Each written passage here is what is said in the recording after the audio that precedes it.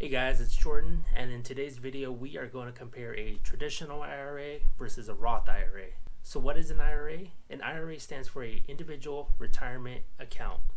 It's an account that allows you to save for retirement in a tax-advantaged way with either tax-free growth or on a tax-deferred basis. So let's first talk about a traditional IRA.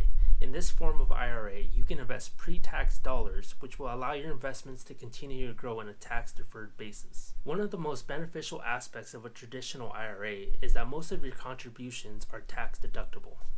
For example, if you were to put $6,000 into your IRA, then your taxable income is decreased by the amount of that contribution. For 2020, the annual individual distributions for a traditional IRA cannot exceed $6,000 or $7,000 if you are 50 or older, even if you're also contributing to a 401k or other form of workplace savings plan.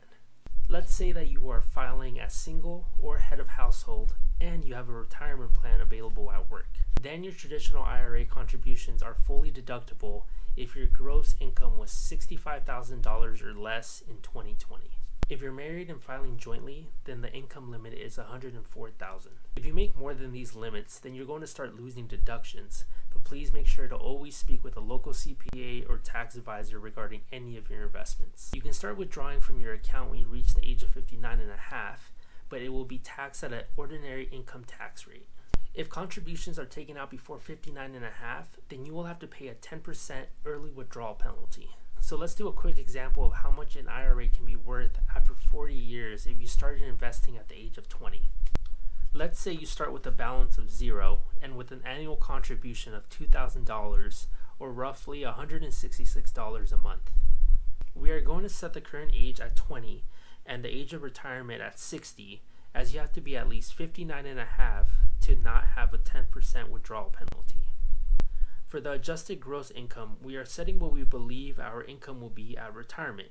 According to an article by Smart Asset, the average salary for the 55 to 64 age group is $56,680.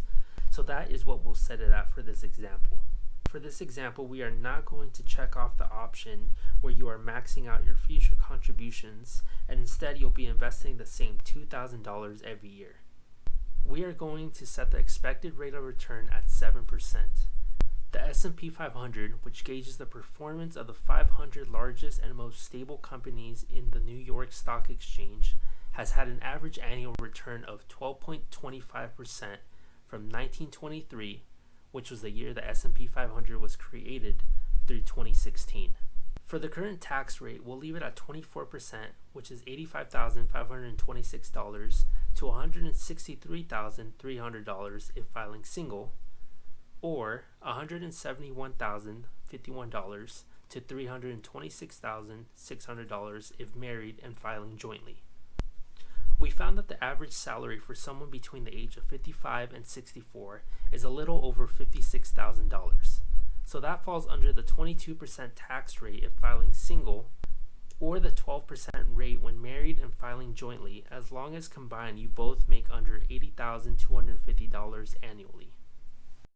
So for this example, we are going to say that you are filing single, so that would put you at a 22% tax rate. If you only contributed $166 a month starting at the age of 20 until you reach the age of 60, you would have a total retirement account worth a little over $427,000. But after all the taxes are taken out, you would only have about $333,000 left over. Let's assume that you are motivated to save as much money as you can and that you'll earn more as you get older, so you'll be able to contribute the max amount of $6,000 a year. When we make that change, your retirement account will now be worth almost $1.3 million, and after taxes you'll have a little over $1 million for retirement. If you were married and filing jointly, and combined you made under $80,000 a year, it will put you in the 12% tax bracket, and you'll then have about $1.1 million left over after taxes.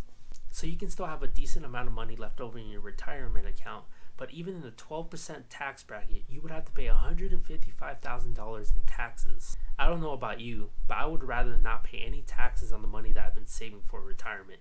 And that is why I am contributing to a Roth IRA instead of a traditional IRA. In a Roth IRA, your contributions are not tax deductible as you are using after-tax dollars to contribute to your Roth. Because of this, after the age of 59 and a half, you can withdraw from this account totally tax-free. The contribution limits for 2020 are the same as a traditional IRA, where it's $6,000 if you are under the age of 50 or $7,000 if you're over 50. But there are income limitations when it comes to contributing to your Roth IRA. For those who are married and filing jointly, you can contribute to the annual limit if your gross income is less than $193,000, or $122,000 if you are filing as single or head of household. So in both examples that we went over for a traditional IRA, if they were held in a Roth IRA, you would be able to withdraw all that at retirement without having to pay any taxes. So that would be over an extra $258,000 in the example where you were filing single and you were in the 22% tax rate, and $155,000 in the example where you were filing married jointly and you were in the 12% tax rate. So by simply placing your money in a Roth IRA compared to a traditional IRA, you'll be able to save thousands of dollars more for your retirement. But comment down below which account you prefer, and please subscribe if you do enjoy this type of content, and I'll see you guys next time.